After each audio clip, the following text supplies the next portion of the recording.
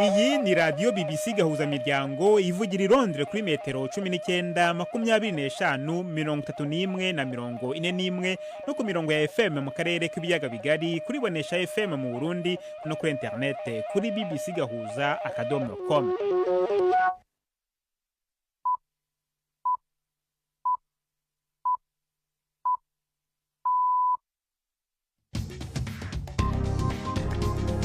Ubu ni saa 10:30 ku isaha mpuzamahanga ya GMT, ni saa 12:30 ku isaha yo mu Rwanda no mu Burundi. Muri studio muri kumwe na Jacques Niyitegeka. Izi ni ingingo z'ingenzi zigize aya makuru. Ingabo za Liban ziravuga ko umwe mu basirikare bayo yapfuye, undi hagakomerekera mu gitero cya Israel mu majyepfo ya Liban. U Rwanda ruravuga ko rurimo gushakisha uko rwagera ku rukingo rw'indwara y'umuriro ukabije iterwa na virusi ya Marburg, mu gihe mu gihugu abarwayi bakomeje kwiyongera. Tanzania yahagaritse ibikorwa byo kuri internet by'ikinyamakuru kizwi cyane The Citizen ishinja gutangaza ibintu bibujijwe. Tubafitiye n'ikinamico urunana muri mwese, ikaze muri aya makuru yo kuri wa kane, turi ku itariki ya 4 z'ukwezi kwa 10.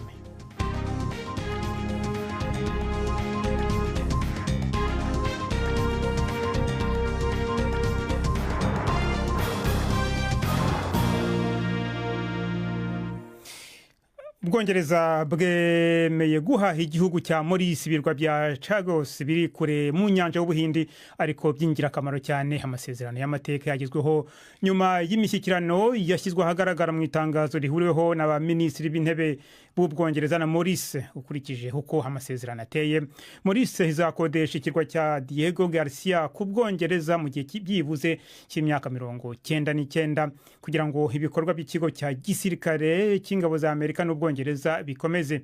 Perezida Biden wa Amerika yashimye ayo masezerano. Ibirwa bya Maurice bizashobora gutuza abanyashagos ku bindi birwa by'uwo mwigimbakirwa. Abo banyashagos Ubwongereza bukaba bwari bwarabirukanye ku ngufu kugira ngo aho bari hubakwe icyo kigo. Dukomereze ku makuru yo mu karere k'ibiyaga bigari. U Rwanda ruravuga ko rushakisha uko rwagera ku rukingo rw'indwara y'umuriro ukabije iterwa na virusi ya Marburg, mu gihe abarwayi bakomeje kwiyongera muri iki gihugu.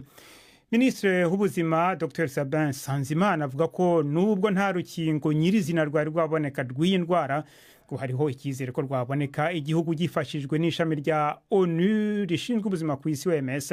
Ni mu gihe umubare w'abandura indwara ukomeje kwiyongera ndetse nabo imaze guhitana bakaba bamaze kurenga 10. Ni inkuru ya Jean Claude Mwambutsa i Kigali. Minisiteri y'ubuzima ivuga ko iri gushakisha uko yabona urukingo rwa virusi ya Marburg kugira ngo ikome imbere iyi ndwara ikomeje kugaragara no guhitana bamwe mu Rwanda. Ibinyamakuru bitandukanye bisubiramo amagambo ya Minisitiri w'ubuzima Dr Sabin Nsanzimana bivuga ko yemeza ko igihugu kizeye kubona doze z'inkingo gifashijwe n'ishami rya Loni ryita ku buzima OMS. Ni mu gihe abantu 11 ari bo bamaze gutangazwa ko bahitanywe na Marburg. Uheruka akaba yatangajwe mu ijoro ryakeye. Umubare w'abamaze kwandura iyi ndwara nawo wazamutse cyane kuko bageze kuri 36 barimo 7 bashya. Kuri ubu 25 baracyari kwa muganga kugeza ubu, kandi nta makuru ku muntu waba yarakize iyi ndwara yari yashyirwa ahagaragara. Gusa hari amakuru avuga ko hari bamwe mu barwayi bagaragaje ko nta virusi bagifite mu mubiri wabo nyuma y'igihe bavurwa. Uretse abahitanywe n'iyi ndwara ndetse n'abakiri kwa muganga, Minisiteri y'ubuzima ivuga ko iri gukurikiranira hafi abasaga 400 bafite aho bahuriye n'abagaragaje uburwayi. Ni igikorwa kigamije kureba niba hari ababa baranduye bakaba bataragaragaza ibimenyetso. Ukwiyongera cyane kw'iyi ndwara gusa no kwatangiye guca igikuba mu bantu, cyane cyane abakozi bo kwa muganga baza ku isonga mu bamaze guhitanwa n'iyi ndwara. Abashinzwe ubuzima bariko basanga nta mpamvu yo gukuka umutima kuko bemeza ko bafite icyizere cyo gukoma imbere umuvuduko w'iyi ndwara. Basaba gusa ko abaturage barushaho kwitwararika bagira isuku cyane, ndetse aho bishoboka bakirinda kuba ahantu begeranye ari benshi. Kuri ubu ibikorwa byo gusura abarwayi kwa muganga byarahagaritswe mu rwego rwo kurinda ko hagira uwinjirana iyi ndwara. Mu bigo bicumbikira abanyeshuri naho ntibyemewe gusurwa n'abaturutse hanze yabyo, ndetse n'abashinzwe aya mashuri bakaba basabwe kurushaho kuba maso. dusubire mu karere k'uburasirazuba bwo hagati. Perezida wa Amerika Joe Biden yavuze ko harimo kuganira na Isiraheli ku bijyanye n'ukuntu ishobora gutera urwego rw'ingufu z'amashanyarazi rwa Irani muri gahunda yo kwihimura ku gitero cy'ibisasu bya misiri Irani yagabye kuri Isiraheli muri kino cyumweru. Amagambo ye yahise atuma igiciro cya peteroli itayunguruye kiyongeraho 5% cyari kimaze n'ubundi kuzamukaho 10% kuva icyo gitero cya misiri kigabwiye kuwa kabiri. Irani nicyo gihugu cya karindwi ku isi gicuruza peteroli nyinshi ikaba rero yohereza mu mahanga cyane cyane mu Bushinwa hafi kimwe cya kabiri cy'iyo icukura. Amasoko ya peteroli ku isi yatewe ubwoba no gukaza umurego kwayo makimbirane gushobora gutuma Irani ifunga inzira y'ingenzi ya Hormuz, amato yikoreye peteroli n'umwuka wa gaze anyuramo. Dusubire mu karere k'ibyaga bigari. Uno munsi turabashikana muri komine Nyanza-Lac mu manuko bw'u Burundi, aho abarimyi b'ikigazi bavuga ko bariko baratora gahengwe kubera baronse gitegwa gishobora kujana n'ibigazi kandi kikera no mu mwanya muto, gutyo kikabongereza amafaranga yo kwikenura. Iki giterwa njabukamazi citwa pacuri gihingurwamo amafuta amota azwi nka parfum. Uruganda ruyahingura rukaba ruri aho nyene Inyanza-Lac. Aba baremye bagera ku 1,400 bavuga ko bari bamaze imyaka myinshi atakindi giterwa bafise bashobora gushira mu mirima yabo y'ibigazi ngo kibahe umusaruro ufadika. Komine Nyanza-Lac ni kamwe mu burere bw'intara ya Makamba busanzwe bwimbukamwo cyane ibigazi bivamwo amavuta y'amamesa akoreshwa mu ntara zose z'u Burundi. Gildas Hundimpundu yagendereye aho baremye n'uruganda bashoramwo maze arutegurira inkuru ikurikira. Naguze ingurube nayise yipacuri, mbaye ndubaka inzu y'ivyumba 4 n'isebure. Uyu ni James Kabura, umwe mu barimyi batanguye kurima igiterwa ca pacuri muri komine Nyanza-Lac intara ya Makamba. Namusanze ariko aratorera umurima wiwe uri ku mutumba Ruvumera. We na mugenzi we Florence Ningabira bavuga ko pacuri isa niyaje guheza amagorwa n'ubukene bari bamazemwo imyaka.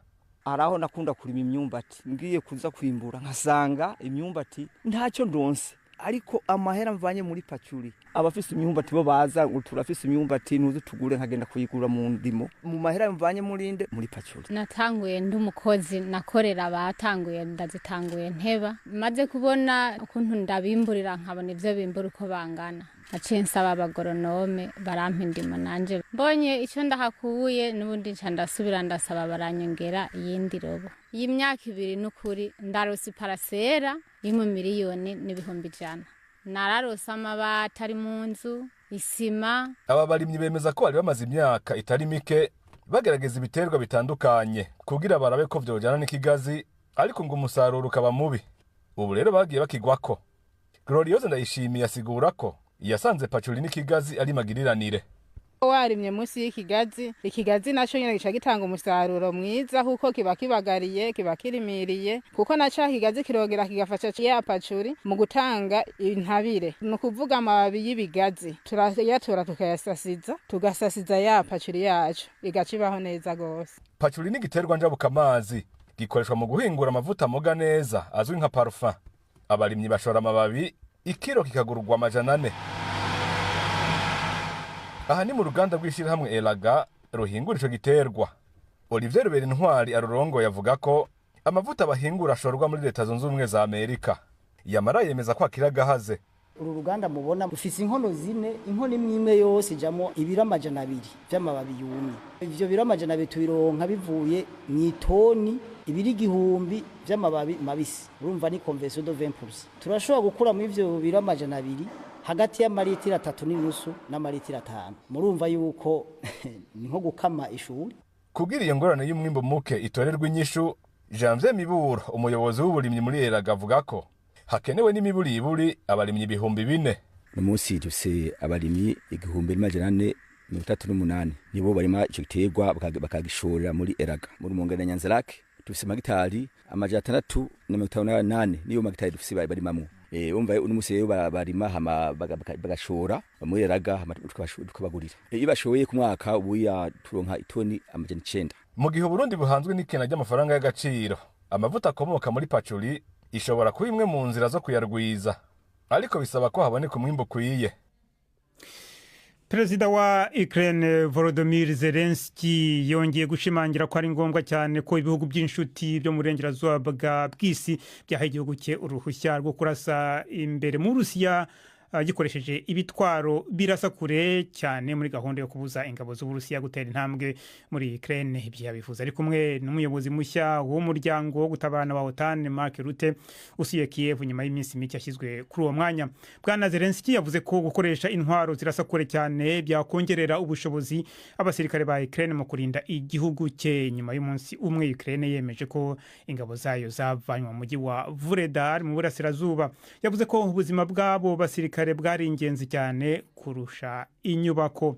BBC gahuza miryango muradukurikira kandi kuri Kisoro FM mu majyepfo ya Uganda. Abari kuri internet bakurikira ano makuru kuri Facebook Live.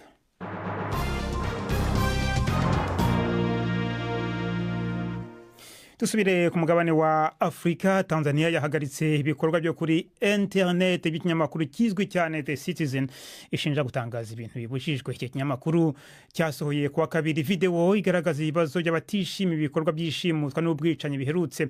Abayobozi bavuga ko iyo video yanduje isura ya Tanzania kandi ko yarenze ku mategeko. Ikinyamakuru The Citizen cyahise kivana iyo video kuri internet kivuga ko yafashwe uko itari. Imiryango iharanira uburenganzira bwa muntu yagaragaje impungenge ivuga ko iki ari kimwe mu bikorwa byo gukumira muri rusange ubwisanzure bw'itangazamakuru muri Tanzania.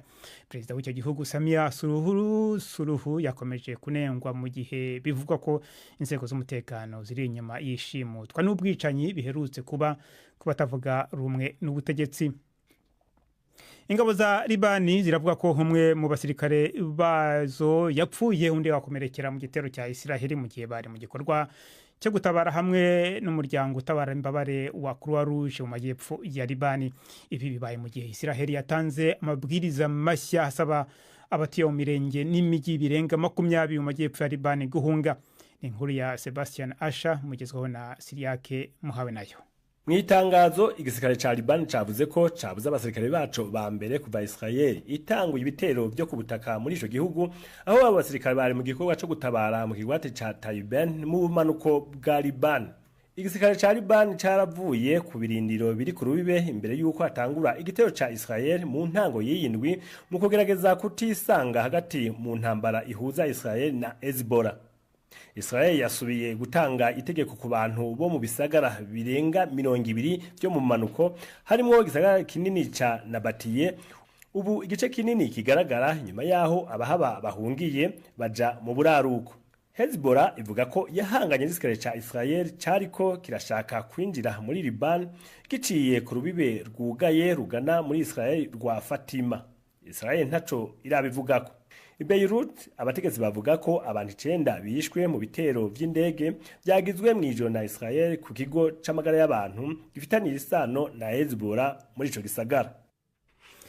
Umugabo wo mu Buhindi ukomoka muri leta ya Uttar Pradesh yesheje umuhigo kwisi mu rwego rw'imihigo izwi nka Guinness World Records akusanya amaradiyo 257. Ram Singh Bur ukomoka mu mujyi wa Gajraula mu karere ka Amroha yakusanyije amaradiyo aturutse hirya no hino mu Buhindi kugira ngo ayashyire mu nzu ye yahinduye indangamurage. Ni nkuru ya Ripika Berhame mugezweho na Prime Ndikumagenge. Iradiyo ya kera kurusha izindi zose muri izo budu yegeranije niyo mu myaka y'igihumbi n'amajana 920. Uwo mugabo w'imyaka 68 avuga yuko yashaka ko abantu bariko bararuka ubu bamenya ico iradiyo yamaze nk'igikoresho cyo guhanahana amakuru. Yahavuye hamenyekana nk'umugabo w'amaradiyo mu Buhindi inyuma yaho umushikiranganje wa mbere Narendra Modi avugiye ico gikorwa ciwe mu kiganiro c'iradiyo kiba buri kwezi Man Ki Baat. Inyuma yaho Bud avuga yuko abantu barondera kumenya iyo nzu yakahise k'amaradiyo baciye bongerekana.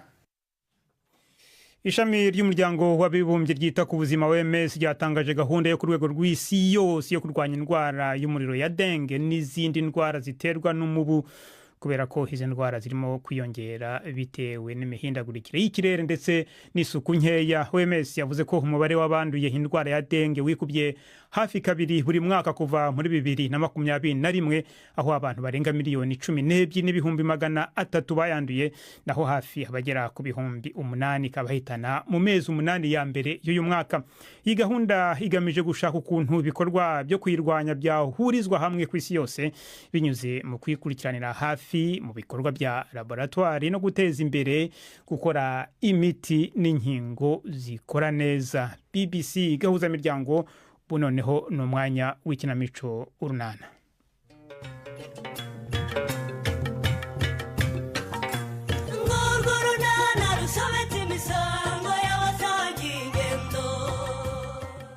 Duherukanye se abakirisi bisobanuro ku bimenyetso yari abonye by'ukoreya yamusuye. Byarangiye bite?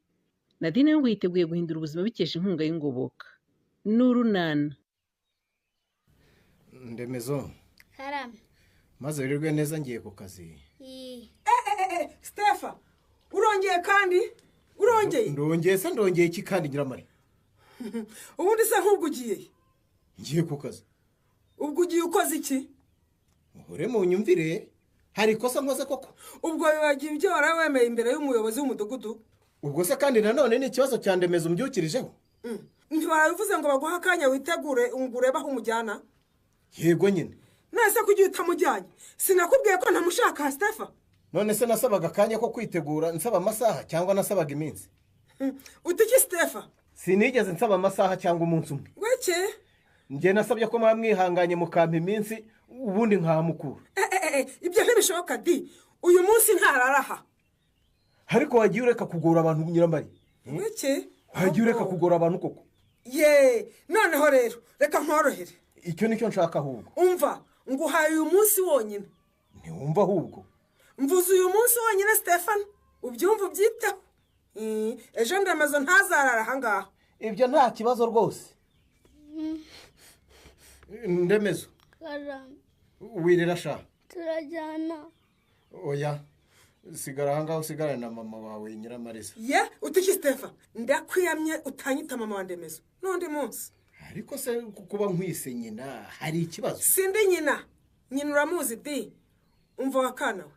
Utibeshya ngo mpamagare nyoko. So nagira vuba gushyira nyoko Nadine. Urumva?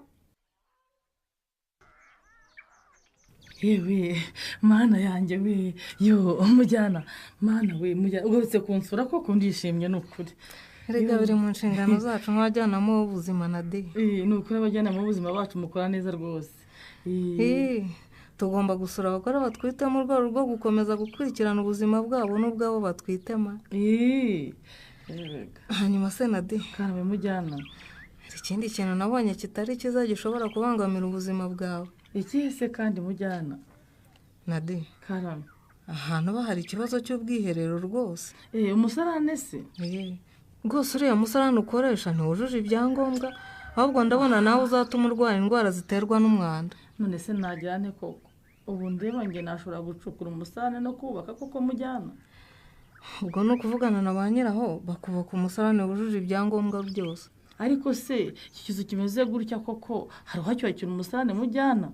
Ko ari impuhwe nyiracyo yangira akamera kumpamo icumbi, ubwo namuzana ryo kubaka umusarane kuko akabivamo n'inzu itaruzura.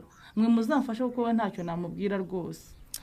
Ubwo turaza kubikurikirana ariko nawe wihutire kumubwira.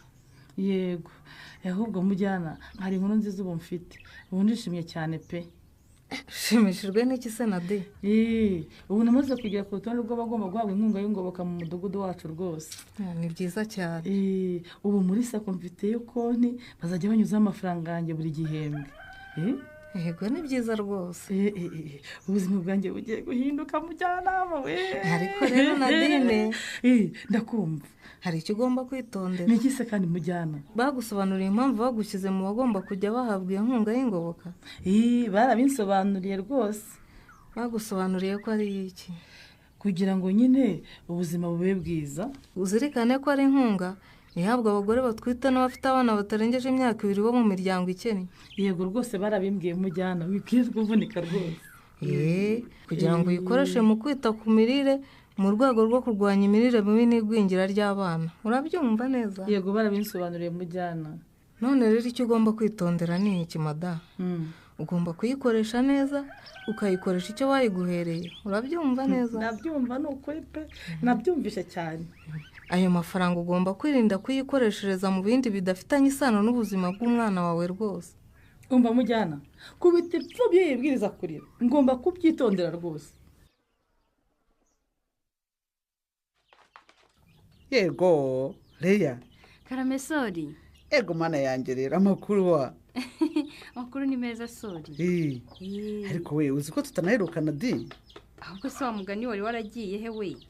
Abana narabakubajije bahambira ngo hari uruzinduko wagiyemo. Yego niko bimeze muri iyi minsi sinari ndi naho Inyarurembo. Hanyuma se we. Karame. Hanyuma se kutambwira ahubwo nkaba mbona urimo kwitegereza hano mu mbuga gusa Sori. Yewe hari icyo nayo ndimo ngenzura. Wagenzuraga iki se? Ko nta mapine y'imodoka mbona iheruka hano se. Koko mana yanjye, imodoka se hano hari umuntu watawifite? Mva ye ariko asha wonye ujijisha. Ubwo ariko nawe urumva icyo nshaka kubaza. Kata nyine ndashaka kukubaza ibyo bamushiri wawe. Sheri wanjye wuhise Titireri. Uravuga Chris mbese? Yego sha. Ubwo nyine nitegerezaga hano mu mbuga ngo ndibe ko hari amapine y'imodoka nyine haheruka. Mbese niba heruka kuza kugusura ariko cyumva icyo nshaka. Ariko Sori nawe bimeze biteze? Birawe nyine tu. Yego mana ngira kunzimiza. Nizere ko bizatanga umusaruro ariko. Ahubwo sugira ngo isosi ntiyaje mishisha Sori. Ngo iki? Aha. Nukuri hari ukuntu nari ndimo gufatisha. Kandi koko mbona bigenda bifata indi sura. Ariko mana ikintu bita umuntu ushaho iyi nkuru ziragenda pe. Uzi ko nagiye kumva nkumva Budesiya narabimbajije we. Budesiya na murumuna wanjye? Budesiya na murumuna wawe. Ego ko ngo niko ngo ese ngo Chris musigaye mukundana? Ego mana yanjye cyane rwose. Tekereza Sori narumiwe. Ubwo ntangira kwibaza ukuntu byatangiye kumenyekana, naho ubwo yigeze kutubona n'ahantu dufata icyo kunywa twasohokanye. Yego. Ubwo nibwo rero yababonye koko. Ego mana yahise anyihanangiriza ngo ndamenye ntazavangira Nyesi. Ngo uramenye utazavangira? Anyesi.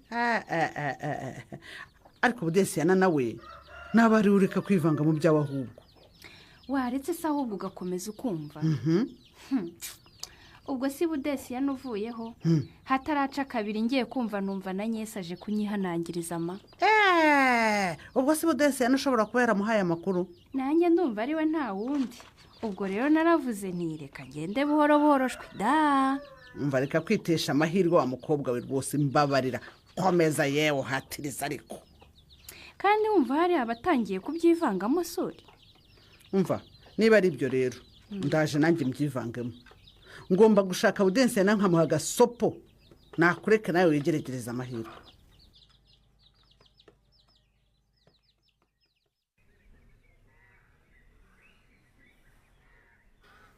None se mukobwa je? Karame mujyana. Umwana wawe ameze ate? Yewe ndabona uko birida si nkuko ejo yari ameze. Guhitwa se byagabanutse? Byagabanutse rwose no kurira ntakirira. Okay. None se mujyana urihangana rero usanze ngiye mu kazi. Kwakerewe none hora. Hakerewe nyine ntekera umwana akagakoma ashyize mu icupa ngo mupfunyikire. Yego ko mana yanjye we niko mukobwa je. Ibyo ni ibiki? Sije ko amasa nyine mpfunyikiye umwana muri aka gapipire. Mana yanjye we. Ubwo urabona uko ako gapipire washyizemo igikoma cy'umwana gasa? Ariko nawe uretse gukabyiba aka gapipire kabaye iki koko? Use iyo ubanza ukakoza wari kuba iki koko? Ariko ubwo nabibonera umwanya wa muntu we sinkubwiye ko nanakerewe. Oya sinkukundira azana hano. Yego mana yanjye kugiye ukanyambura igikoma cy'umwana wanjye ndagitwara muki. Ariko se wa mugore ubwo koko kubanza ugasukura icyo ugiye gupfunyikiramo umwana byakunaniye? Reka nta mwanya nifitiye. Ikindi naje nkandagira umwanda w'umwana kuki utajya usukuraho abana bitumye koko? Reka sinjya mbona inkoko zo kwa Ranguda ziza zikawukoramo umusibo. Uze kugaruka nimugoroba urebe ko haba usanga. ariko narumiwe koko. Umva mukobwa sha, nuva hano utabanje gukora isuku ngo ukureho uriya mwanda kandi unategura agapipiri gafite isuku aba ari kutwaramo igikoma cy'umwana. Icyo rero nicyo mbangira, ubwo murashaka kumbangamira rwose. Nuva hano yewe udasukuye aha hantu.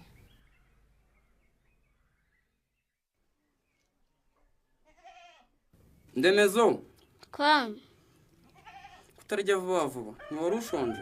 nshonje. Ibyo urimo ukora ni ibiki Kaga? Niko Kaga? Karame, Ninde waguhaye uburenganzira? none se hari ikibi nkoze mama? Ko nakubwiye ngo urya nakubwiye ngo ubihendemezo? Ndeme. Karame. Karamizwa igiti, karamizwa umwanda. Ubundi sinakubujije kunyita mama. Babarira. Sinongera kukubona ukora muri ibyo biryo. Ngaho tunashinguka aho ngaho se vuba. Soni. Ariko se bamuretse nawe akarya mama? Ziba.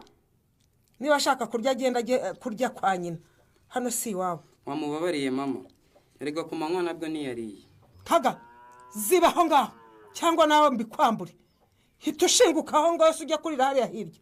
Ngaho se tari iyo sahane vuba y'ibiryo ugenda ujya kurya niba utabishaka kandi ubinsubize. Ubu se Ndemezo wararara atariye? Kandi nawe ndabikwambura wa mwana we. Ndabikwambura ngo usohore ujyane na Ndemezo.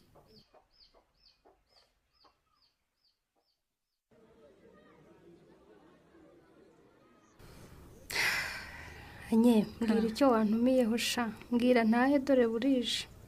Reya, Karame. ko wari inshuti yanjye waje guhinduka ute? Ego mana yanjye. None se hari icyo nahindutse wanye?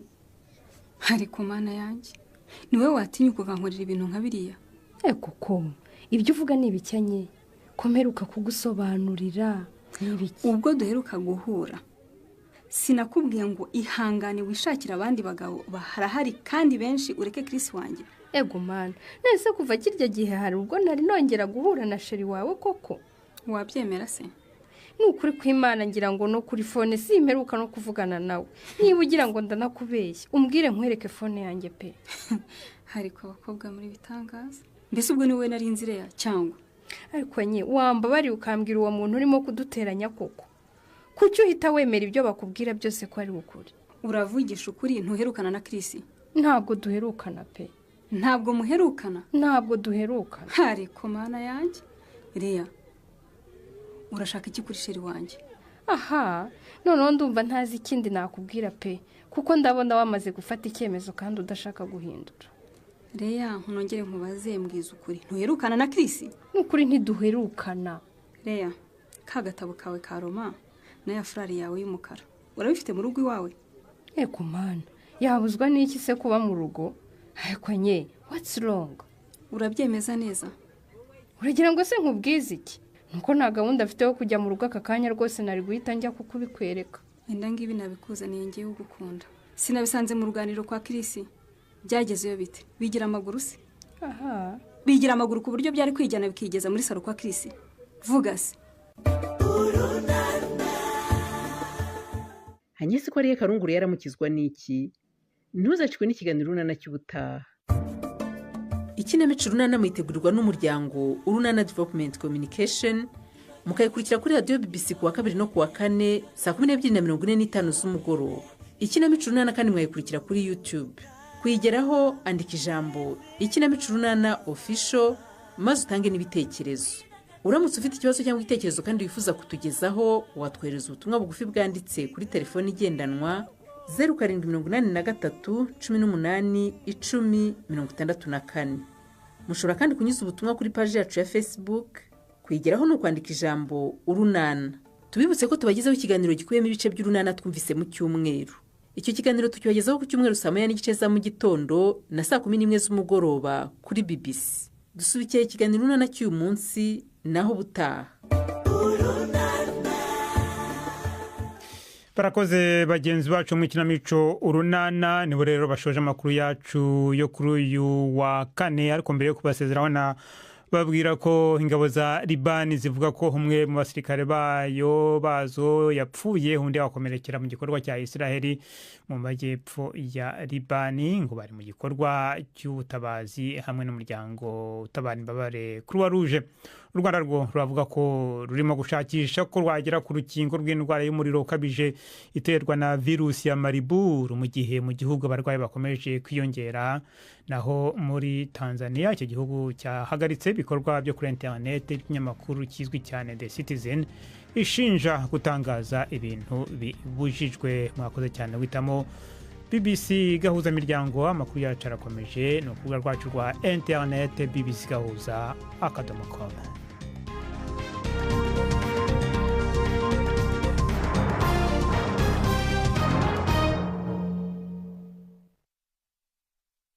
Thank you.